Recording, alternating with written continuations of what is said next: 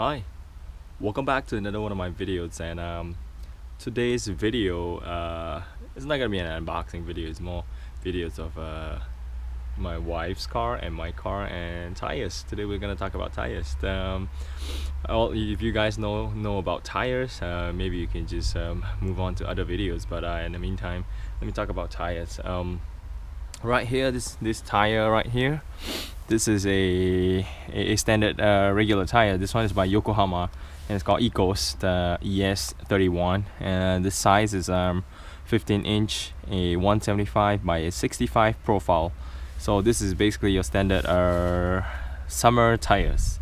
These are not all season tires. These are only for summer, and they're not good in winter, or not good for the cold. And these are not performance tires. These are just regular standard tires for most cars. They're not noisy, they're comfortable, and they kind of improve your mileage. But winter is here, and I gotta swap out these tires for the winter ones before it start to snow, and before it start to freeze up and everything. And where I am based here in Japan, it does snow quite a bit in winter, and the roads are usually quite chilly. Like sometimes in the morning it's a negative like 20 or negative 15 or something, and it's just gonna be a thin sheet of ice. They call it black ice, and you can see it. And if you're on regular tires, good luck to you. Okay. Okay, let me just hop right in right here. Sorry, it's a little messy here, but yeah, I just picked up these snow tires for my darling's car last night, and I'm gonna just install them into the car. And these tires, these winter tires, these are by Dunlop, and they're called the Winter Max 02. Dunlop actually produces a couple of our snow tires for winter, and this Winter Max 02 just came out this year, and apparently based on quite a number of Japanese professionals that I talked to, this Dunlop Winter Max 02 seems to perform really well in winter. I guess because it's a new tire, so you could expect this tires. A lot of people recommended me not to get Yokohama Ice Gut or series of winter tires because they're not really that good in winter. It's either a Bridgestone VRX or the older series, the Blizzak series, or Dunlop Winter Max series. And this one is exactly the same size as the other summer tires. Are 15 inch, 175 by a 65 profile, and you can see here. Winter tires are very different from summer tires, and in the sense that they have really thick and nicely spaced out blocks, and they have these little grooves in the middle that allows you to grip on the ice, snow, slush, or whatever you want to throw at them. And winter tires are made with a relatively softer rubber material, rubber compound. And what is the rubber composition? What goes into the tire? Different manufacturers have different specs for it, but basically these are winter tires. They have a rather aggressive thread pattern, and they're good in snow, ice, and even wet conditions. But the bad thing about winter tires is that over time, like 2, 3, maybe 4 years, this rubber compound will kind of harden, and it will lose its efficiency, and you gotta replace it with the tires. Even though you may buy it brand new now in 2016, now it's like November. I think it's not December. Yeah, I think it's November. Yeah, you can get it now, and even if you don't use it, you keep it for like 4 or 5 years. It's just not gonna work after 4 or 5 years. So that's the bad thing about winter tires. They don't last a long time. You buy them, you use them, and after like 3 seasons, 4 seasons, you gotta replace them, even though they might be brand new. And compared to a summer tire, okay, here I swapped out the front tires already. So yeah, left to the 2 back tires. Compared to the summer tires, which has a rather neat thread pattern, these summer tires are good for dry, a little bit wet conditions, but they're not good in winter because summer tires, the compound in the tire is harder than the winter tire compound. So when the temperatures start to fall, these summer tires will become really hard and they will lose their efficiency on the cold surfaces. So usually I would drive around in summer tires to temperatures right up to about like maybe 5 degrees, 8 degrees, maybe about 10 degrees, but anything close to 2 to 3 degrees, I would definitely recommend you or anyone who lives in a place with winter to swap out to your winter tires. I mean, you may have like this Honda Fit here, front wheel drive. This is a 4-wheel drive car. You may have a FF car, a front engine, powered car, and you may put on chains and stuff. But a snow tire, it's definitely highly recommended if you live in a place with more snow.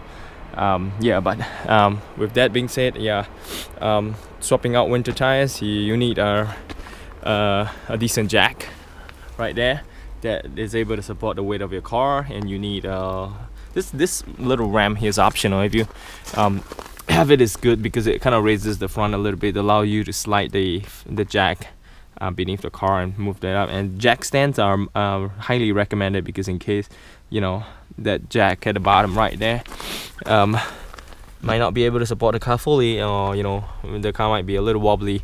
So with 2 jack stands on each side supporting the car on 3 different points, it's much more stable.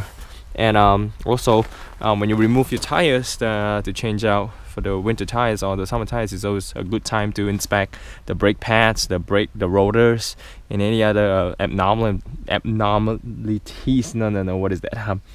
Any other abnormalities that you might find in the a wheel well of the car, like the cables, the brake fluid, the brake lines and whatnot. And I always have a bottle of this kind of like thread compound. Basically what this does is it's also known as an antifreeze. So when you remove your wheel on this little bolt, right at the back of the bolt, just spray a little bit of this thread compound, or you can get them in like a paste form. Just spread it around towards the back of the thread and not all the way to the front, so that when you tighten your wheel back together, and then when you want to remove them or rotate the tires, it's not gonna this nuts are not gonna just freeze up. Like it allows you to remove the nuts a lot easier. And always remember not to over tighten the nuts. Get a torque wrench, a good one, not a cheap one. You can get other cheap stuff like cross wrench and other stuff, but a torque wrench highly recommended to get a decent one, a good one, so that you can torque it down to the right the right weight. Then if you over torque or if you over tighten this nuts, it might damage the wheel. And this one is made of aluminum, so it might damage it, or you might get the wheel stuck to the car. So torque wrench and this little thread compound, highly recommended. And I'm just gonna clean up here, washed up these summer tires. And the way to store them is wash them up, clean them, and deflate them. Not totally, but at least 70% of the air, deflate them. And usually people recommend if you have the money, the space, and the tools to remove the tire from the frame, from the rims, and store the tires vertically on our tire racks. But I do not have the space or the equipment to remove the tire from the rim. I would just clean the tire, deflate them with about 30% air inside, and stack them horizontally. Horizontally, it's not good because a lot of people are telling me that the bottom tire gets the most weight. It might get deformed, but so far nothing has happened to my tires. Okay, let me just get right here. These are my WRX tires and rims. These are the original stock one, the Potenza RE050A, which are being phased out, replaced by another Potenza series. And these are on the SSR GTV01 in flat black. and these are my summer performance tires. Have used them since day one, and clocked about 52,000 kilometers. The thread pattern is almost gone on the inside because the the Campbell setting of the tire is slightly on the negative side, so the inside tend to get wear a little bit more, and I swap them, rotate them by myself every like 3 months. And the inside, the inner thread is still I can still get a good amount of mileage with this. These are the the little marks that denotes the end of the tire, that the life of the tire is almost to the end. But yeah, just gonna deflate this and clean them out and store them, and just go over to my car. And these are the first set of winter tires that I got. Bridgestone a VRX in 245 40 profile, which is the exact same size as the OEM Potenza RE050A. I have these for about 3-4 seasons. They still got a lot of wear on them because I really take care of them. I don't trash these tires. I drive relatively gentle with these tires. But this year, last week, it kind of like snow quite a bit, and now the snow is almost gone. But I driven in these on the snow. The efficiency compared to brand new, it's definitely not there. The car's sliding a little bit here and there, so I might want to consider getting a new set of winter tires next season, something. We'll see how it goes, but I can still use these tires. I really baby them.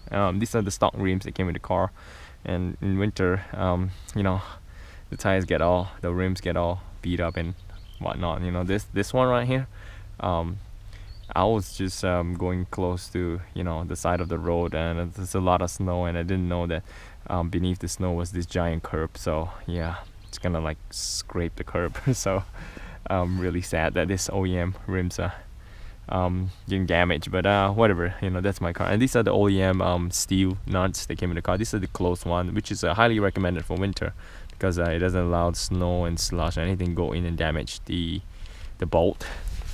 Compared to my wife's car, these are open bolts, OEM one from the car, and these are not good for winter because the snow and slush might get inside there. It might get water or snow or ice or something inside there. It might damage the bolt and nut, so I might want to source for an aftermarket bolt nut system and fit them onto my wife's car.